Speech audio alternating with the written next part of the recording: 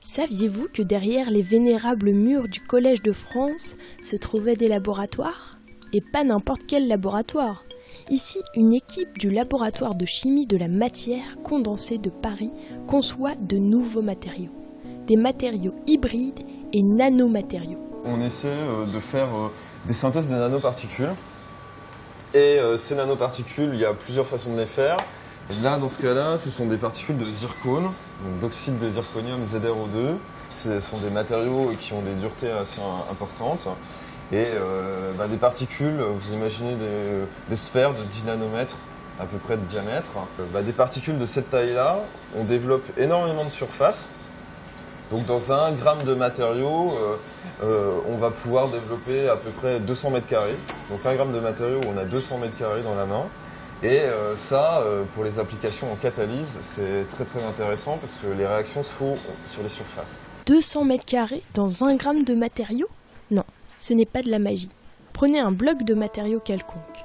Il a une surface. Si vous le cassez en plusieurs blocs tout petits, la surface totale de ces nouveaux blocs sera plus importante que celle du premier.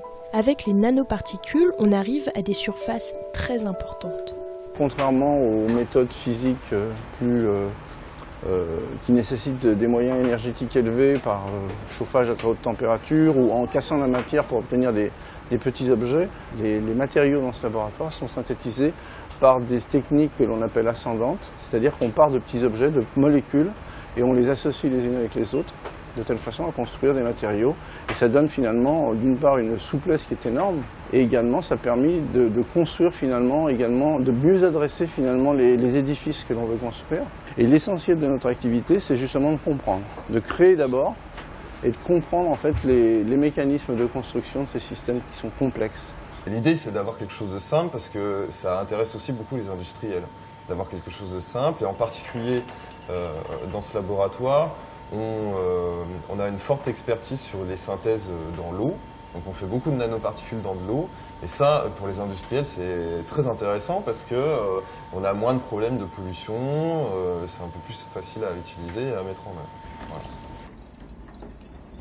Donc dans le principe, la synthèse, ça s'apparente à du Lego. Il faut avoir des briques de construction qui sont en fait des toutes petites briques moléculaires que l'on va coller les unes avec les autres pour former un réseau inorganique. Alors le principe, c'est on a des briques qui sont protégées, on va enlever la protection et ensuite on va pouvoir les coller les unes aux autres. Donc pour les déprotéger, ce qu'on va faire, c'est qu'on va juste les mettre dans de l'eau. Alors vous voyez que ça fume beaucoup et très progressivement, vous voyez la solution qui était initialement complètement transparente, qui va devenir de plus en plus blanchâtre. Et ce blanc, en fait, c'est de l'oxyde de titane qui est en train de se former. Alors cet oxyde de titane qu'on peut utiliser pour beaucoup d'applications, pour les peintures, pour faire de la photocatalyse, on peut s'en servir aussi comme crème solaire.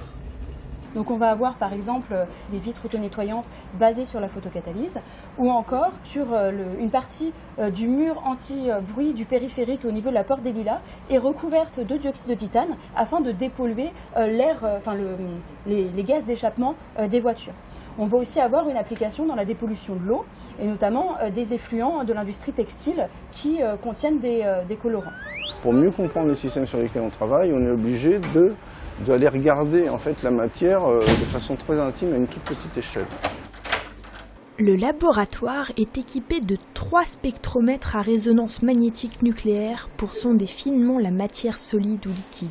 C'est une technique qui est extrêmement puissante parce qu'elle permet pas seulement de reconnaître quelles sont les espèces présentes dans un solide ou dans une solution, mais aussi de visualiser leur proximité dans l'espace, à quelques milliardaires de mètres près, donc à quelques nanomètres. Cette technique sera utile par exemple pour optimiser des nanomatériaux conçus par le laboratoire pour traiter localement certains cancers. Donc là, on a affaire à un microscope électronique à transmission. Voilà, donc là c'est un petit peu flou.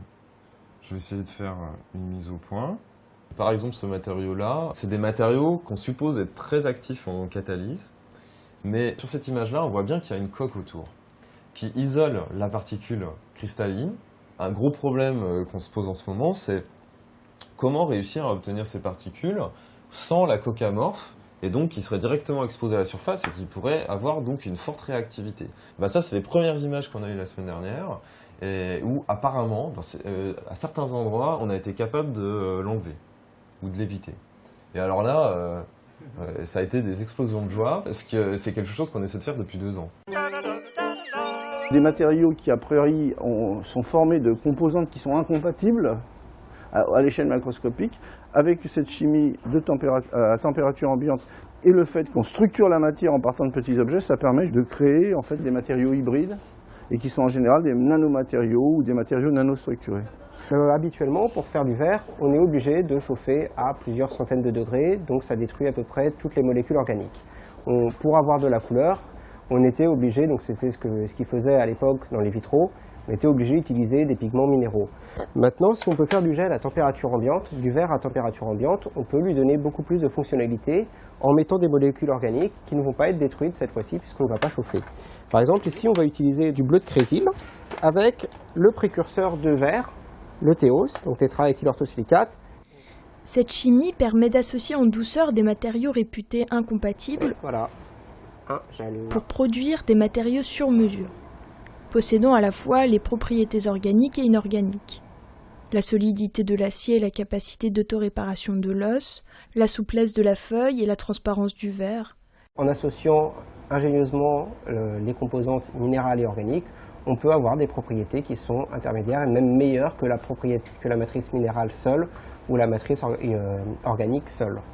Au niveau des propriétés et des applications potentielles, ça couvre à peu près tous les domaines, énergie, environnement, biomédical.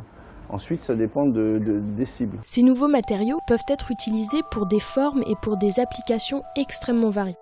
Des films minces pour réaliser les anodes et cathodes de piles à combustible, faire des capteurs solaires photovoltaïques ou des batteries, les applications semblent n'être limitées que par notre imagination. Certains matériaux conçus dans le laboratoire s'inspirent du vivant. En fait, il s'agit de décoder finalement et de comprendre des concepts de construction et de les utiliser en les extrapolant. C'est-à-dire qu'on ne va pas refaire de la coquille de... De toute façon, on est incapable. Mais on ne va pas refaire de la carapace de crabe. On va plutôt utiliser les concepts qui sont sous-tendus au cours de la construction et qui sont utilisés au cours de la construction de ce genre d'objet. On voit que ce système se construit via de l'auto-assemblage des molécules de chitine qui s'auto-assemblent à différentes échelles pour former finalement, vous voyez, des structures de type cristal liquide qui ressemblent un petit peu à un contreplaqué. Et ce sont dans ces structures de type cristal liquide qui sont des structures molles qu'a lieu la minéralisation qui a lieu à température ambiante. Donc la craie, le carbonate de calcium, se forme à une toute petite échelle dans les interstices de ce moule. Ainsi, les chercheurs vont mettre au point des procédés mimant la nature. Des moules souples, en savon par exemple, vont permettre de donner à des matériaux variés des structures complexes et des propriétés étonnantes. La nature sait faire des structures magnifiques. Bon, on est loin du compte, je dirais. Mais bon, c'est bien. Il faut toujours de l'humilité quand on fait de la recherche. Je crois que c'est la première qualité du chercheur. Et donc, bon, on peut dire, bon, c'est super. Comment peut-on faire, nous, pour imiter, je dirais, de façon relativement modeste et humble ce genre de système? Eh bien, ça passe par, je dirais, le couplage entre la chimie douce, la chimie des hybrides et les procédés d'élaboration. Comme les matériaux, la science et la fiction n'ont pas fini de se croiser.